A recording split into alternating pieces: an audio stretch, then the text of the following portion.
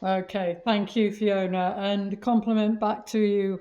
What we do at nima wouldn't happen if we didn't have your dedication and your passion for driving things forward. But for now, thank you for attending the conference. I hope you've been enjoying it. I hope you've enjoyed both the main stage, but also the networking rooms as well. And one of the things I would need to do, apart from thanking everyone who's organised the conference, is I also need to thank the launch team. So we've gone through this first phase of consulting, of being able to say, this is how we are proposing the initiative to move forward. And I'm not going to read, for apologies, I won't read all of these names out.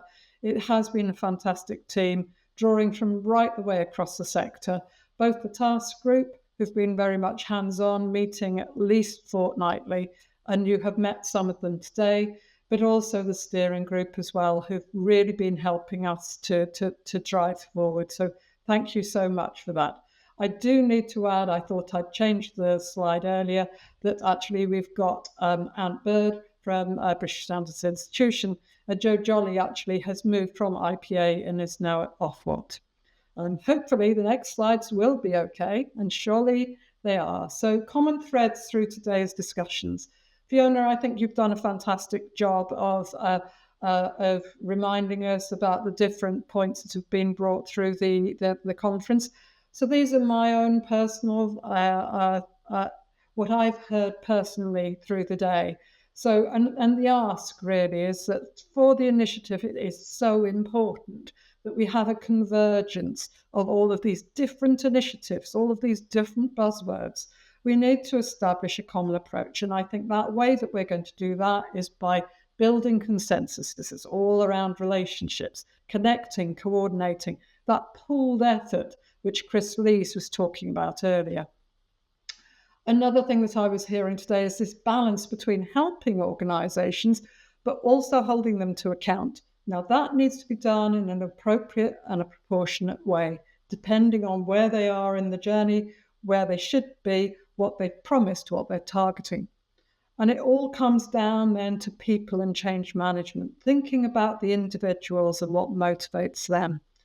Fundamental to this, and Justin Stanton was challenging Chris on this as well, is that we do need to be measuring, we need to be monitoring, we need to demonstrate the progress, and we need to be able to share lessons learned. This has to be a two-way conversation. So as you come on board, as you support the initiative, we want to know what your experience is, what's holding you back, why you haven't been able to make that progress.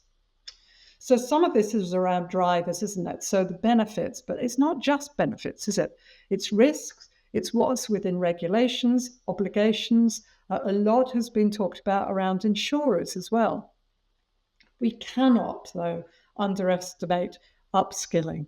There clearly is a real drive, as Fergus has been talking of as well. And the important side of that, of course, is inclusivity as well. So some of the great stuff, for instance, that Bolo was doing with the Digital Twin Skills Academy. One thing that has been coming up repeatedly is this standard information and data approach, which is driven by purpose. So what the data is that's needed, how it should be delivered, how it should be maintained, where, who should have access to it. And these are the fundamental principles that we're building within the call for action. There has been repeated requests for proactive activity, and it has to be that this is not, emphatically not, a talking shop. We have to be looking at practical outputs, and the big call is to simplify, simplify, simplify. We have that message, and we'll be really striving to deliver on that. So what's in it for me? What am I supposed to do? I think these are really the fundamental questions that we need to be thinking of. So the call for action, I would be urging you to sign up to the call for action, to support and to acknowledge the need for this I Am initiative. You can see here the step one principles we're wanting, so that all our participants are appropriate and proportionate to the best of your ability. You're either enabling or you're supporting organisations to move forward in digitally transforming the whole of the built and managed environment by better through-life management of its data and information, to acknowledge the outcomes that we want to really achieve by embracing the initiative, and then those basic principles of moving to understand why it's important to know the purpose of the data information, what's needed, where we're to store it, how the data and information is to be shared and used, who has access to the data and information, how the data and information are maintained. So really basic principles, which I hope you feel that as an organisation, you can get your leaders, your C-suite to sign up to. So we invite you now, and the link is on this slide. If you go onto the nima website, you'll see about IM, and you'll find the forms that John Roberts was talking of earlier, for you to sign those as supporters. We also would be appealing to you, if you can sponsor the initiative by providing resources or indeed funding, we would greatly appreciate it. It will allow us to be able to deliver in a more timely way and to be more ambitious about what we are delivering. But I am delighted that we already have got founding sponsors, AtkinsRéalis, BEMA, BSI, DataClan and Mortar, and we've also got our founding supporters there, One Spatial, BINIS, ICES, CPA, McGee, the National Housing Improvement Council, Operant Xylem.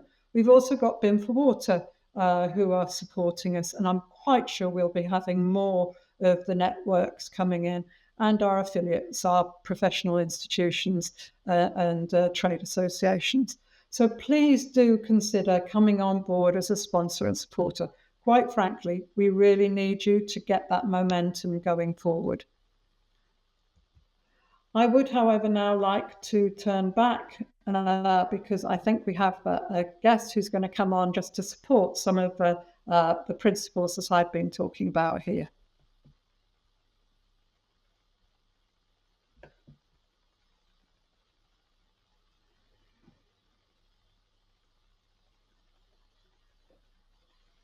John, hi, how are you doing? So we really wanted to bring another perspective to actually how people should be coming on board to the initiative and why it's important. But first of all, John, I have a little bit of a surprise for you, because we've had an awful lot of people that we want to thank. You, however, are somebody who is quite outstanding. You work quietly in the background. You're very responsive. You're absolutely dedicated to what we need to achieve from nima, and you go way beyond what we could possibly expect of you. So it gives me huge pleasure to say that we are awarding you the nima Outstanding Contribution Award at today's conference. So thank you so much, John, for all that you do. It really is immeasurable what you do. Thank you very much. It's great to receive it. However, I am going to ask you for your perspective as well on the initiative, why you think that it's important, and being able to encourage others in coming on board too. So over to you, having just given you that little bit of a surprise. It was of great pleasure to me anyway. Thanks, Anne. So from my perspective, just to quickly introduce myself without a long story, I started in this industry probably just over 15 years ago. And for me, I started as a mechanical and electrical draftsman. So I was taking an engineer's perspective, their design, and trying to communicate that to someone that was working on site to put some cable tray up or to install a pipe. And so for me, my information at that point in time was fairly narrow focused, but it was quite important for me to make sure I was focused on communication. I was trying to communicate an engineer's perspective through my drawings to an installer's perspective and follow that journey. And then as I've worked later in my career, I'm now focused on working with a particular client that's got over 100,000 assets and all of the data that supports all of their decision-making about all of their problems, let's just say. And then that's quite an interesting journey that I've gone down over the last 10 or so years or 15 years. And for me, just to summarize the information management initiative, it would be that there, in my perspective, are hundreds of thousands of individuals across this industry. And we're all providing services to support, in some sense, client owner organizations that have these buildings in terms of either their operation or construction of infrastructure assets, whether it's buildings, bridges, or barracks, or whatever it might be, rivers and seas. Yeah. And so in that, we've got to learn how we can communicate about the work that we're doing, whether it's building it or fixing it. And then how do we critically exchange the right data to track that work or to inform people later down that chain. Gathering that accurate information is important, and then passing it through this chain of, or this pipeline to different individuals, ultimately towards that client organization. And so for me, the Information Management Initiative will provide the foundation for the industry to connect around fundamental principles. And for me, it's focused on information management, but enabling adoption specifically suited to each organization, so that if I'm an owner-operator organization, I might have a different incentive from an architect, but we all play our role within this pipeline.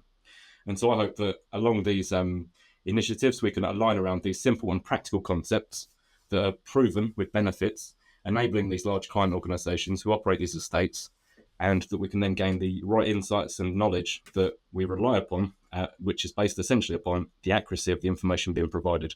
And so we've all got to play this role, for me, on this journey and understand each other's purpose. John, thank you. I think it's so important for us as nima, and driving the initiative with the steering group, with the task group, it is to be listening to people, really carefully. I know we all need to be listening, don't we, to the different perspectives. The language can be quite tricky, can't it? You think you're using a word which is easy to understand, and then you realize actually somebody is taking it from a different slant.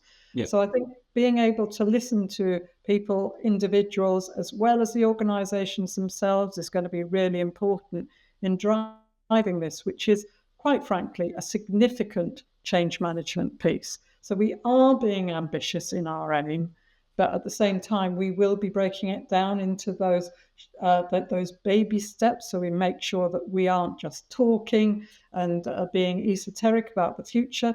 We are able to deliver on practical, helpful steps for people in the here and the now. And that's what our focus really needs to be. So, John, thank you ever so much. It's been a real pleasure to have you both contribute your thoughts, but also, as I say, can't thank you too much. Outstanding contribution award, greatly deserved. Thank you so much. Thanks, Anne. Thank you. So I think at this point, we want to thank everybody who's been attending today. It's been superb to have so many people coming on board for the conference, but also going on to the networking rooms as well. I know there's been some phenomenal conversations on the networking rooms, and a lot of people giving their time to actually man those networking rooms, as well as contributing to the talks on main stage. So a heartfelt thank you to everybody. And I hope everybody's looking forward to the next one in the spring. And Fiona, Marie in the background, the back room, the green room, thank you ever so much in the background for all you've been doing backstage, which of course is not visible. So thank you, and goodbye to everyone. Take care.